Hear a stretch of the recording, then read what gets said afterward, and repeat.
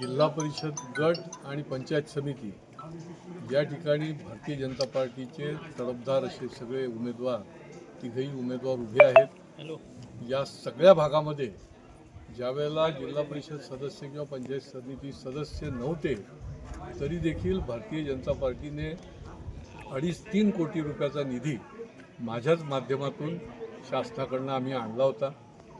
अनेक वर्ष प्रलंबित अशा प्रकारचं कामं जी आहेत ती राहिलेली होती। या ठिकाणी दुजाभाव केला जातो, आपल्याला जिथे मतदान दिलं जातं त्या ठिकाणी निधी खर्च केला जातो आणि जिथे मतदान होत नसेल त्या ठिकाणी त्यांना तसंच ठेवलं जातं, अविकसित ठेवलं जातं।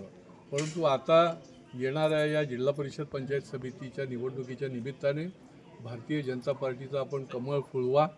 कमळ हे चिरकाल राहणार आहे, डबल इंजिन आहे।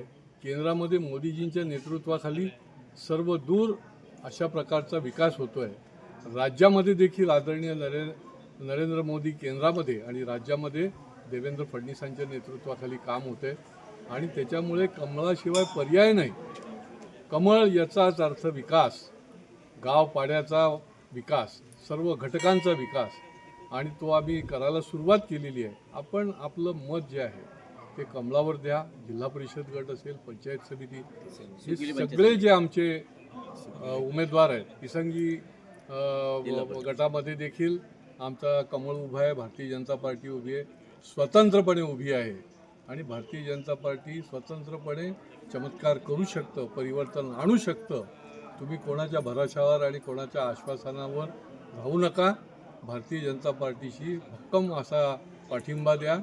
या ठिकाणी ही मंडळी आमचं काम करतील आणि विधिमंडळामध्ये आम्ही आमदार लोक तुमचं काम करू एवढं आपल्याला आश्वासित करतो आणि विनंती आणि प्रार्थना करतो।